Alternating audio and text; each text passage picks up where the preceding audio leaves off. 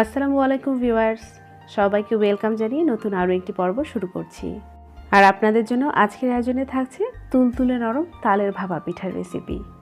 মাত্র 10 থেকে 15 মিনিটের মধ্যে তালের রস দিয়ে কিভাবে তুলতুলে নরম ভাপা পিঠা তৈরি করে নিতে হয়, চলুন রেসিপিটি দেখে নেই। তালের ভাপা পিঠা তৈরির জন্য লাগছে প্রথমে নর্মাল টেম্পারেচারে 2টি ডিম, আর সাথে লাগছে 1 কাপের মতো চিনি। শুরুতেই একটা কথা বলে নিই, আমরা অনেকেই তালের রস বা চালের গুঁড়াটা ফ্রিজে সংরক্ষণ করে থাকি। পারফেক্ট পিঠা পেতে চাইলে প্রতিটি উপকরণ নর্মাল টেম্পারেচারে এনে তবেই পিঠা তৈরি করতে হবে। আর এখানে অ্যাড করে দিয়েছি পরিমাণ মতো লবণ। এবার দিয়ে দিয়েছি 1/2 কাপের মতো ঘন তালের কাঠ। আপনারা চাইলে আরও একটু পাতলা তালের রসটাও নিতে পারেন। আর এবার একটা হুইক্সের সাহায্যে সব কিছু খুব ভালোভাবে নেড়ে মিক্স করে নিচ্ছি।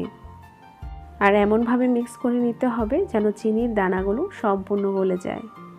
এবার এখানে দিয়ে দিয়েছি আমি 1/2 চামচের মতো ড্রাই ইস্ট। আপনাদের হাতের কাছে যাদের ইস্ট থাকবে না তারা চাইলে এখানে বেকিং পাউডারটাও নিতে পারেন। আর এখানে অ্যাড করে দিয়েছি প্রায় 1.5 কাপের মতো চালের গুঁড়া। আমি দিয়েছি শুকনা চালের গুঁড়া, আপনারা চাইলে শুকনা বা ভেজা যে কোনো একটা দিতে পারেন। সাথে অ্যাড করে দিয়েছি 1/4 কাপের মতো গুঁড়া দুধ। আর গুঁড়া দুধ হাতের কাছে না থাকলে আপনারা চাইলে এটা বাদ দিতে পারেন, তবে এটা দিলে কিন্তু পিঠার টেস্ট বহুগুণে বেড়ে যায়। আর সাথে আরও দিয়ে দিয়েছি ফ্রেশ কোরানো নারকেল 1/2 কাপের মতো। এবার সব কিছুকে খুব ভালোভাবে আবারও মিশিয়ে নিচ্ছি।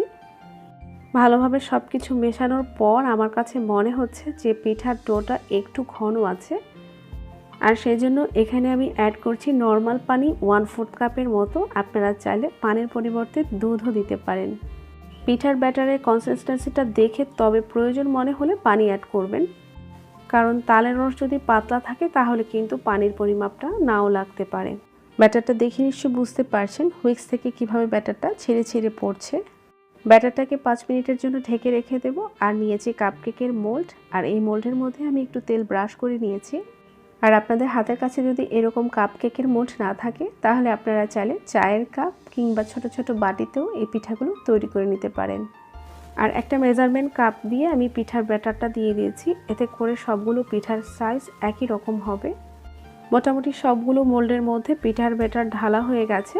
এবার আমি একটু হালকা হাতে ট্যাপ করে নিচ্ছি, এতে করে যদি ভেতরে কোনো বাবুস থেকে থাকে তা ফেটে যাবে আর পিঠাগুলো একই মাপে তৈরি হবে। এবার একটা চুলায় হাঁড়িতে আমি 2.5 কাপের মতো পানি দিয়ে দিয়েছি, আর দিয়ে দিয়েছি একটা স্ট্যান্ড। আর পানিটা এমনভাবে দিতে হবে যেন স্ট্যান্ডের ওপর পানিটা না আসে। এবার কাপকেকের মোলটা দিয়ে আমি ঢাকনা দিয়ে দিয়েছি, আর ঢাকনার মধ্যে যে হোল আছে সেটা একটা কাগজ দিয়ে বন্ধ করে দিচ্ছি। চুলার ফ্লেমটাকে মিডিয়াম আঁচে রেখে আমি এটাকে সেদ্ধ করে নিয়েছি প্রায় 15 মিনিটের মতো। প্রায় 15 মিনিট পর আমি একটা টুথপিক দিয়ে চেক করে নিয়েছি। টুথপিকটা যেহেতু ক্লিন এসেছে তার মানে পিঠাটা তৈরি হয়ে গেছে।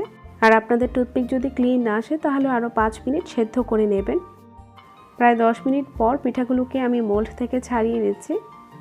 যেহেতু মোল্ডের মধ্যে তেল ব্রাশ করা আছে সেজন্য পিঠাগুলোকে হাত দিয়ে একটু চাপ দিলে উঠে যাচ্ছে। আর আপনাদের পিঠাগুলো যদি একটু আটকে থাকে বা উঠতে না চায় তাহলে কিন্তু একটা ছুরির সাহায্যে চারপাশ থেকে ছাড়িয়ে নিতে পারেন। মাশাআল্লাহ, প্রতিটি পিঠাই কিন্তু একেবারে পারফেক্টলি তৈরি হয়েছে। আর কোনো একটা পিঠাও কিন্তু ভেঙে যায়নি। খুব সহজেই পিঠাগুলো মোল্ড থেকে ছাড়িয়ে নিচ্ছি। আর যাদের কিনা এখনও তালের পিঠা খাওয়া হয়নি তারা কিন্তু চাইলে খুব ঝটপট উপায়ে এই রেসিপিটি হুবহু ফলো করে পিঠা তৈরি করে নিতে পারেন। মেজারমেন্ট ঠিক রেখে পিঠা তৈরি করলে অবশ্যই পারফেক্ট পিঠাই তৈরি করতে পারবেন। উপর থেকে কিছুটা নারকেল কোড়া দিয়ে দিচ্ছি। আর আপনাদের সুবিধার জন্য একটা পিঠা ভেঙেও শেয়ার করছি। দেখে নিশ্চয়ই বুঝতে পারছেন ভেতরটাও কতটা পারফেক্ট। আর আজকের ভিডিওটি ভালো লাগলে অবশ্যই চ্যানেলটাকে সাবস্ক্রাইব করে রাখবেন। আবারও দেখা হবে মজার কোনো নতুন রেসিপিতে ইনশাআল্লাহ। আজকের মতো এখানেই বিদায় নিচ্ছি।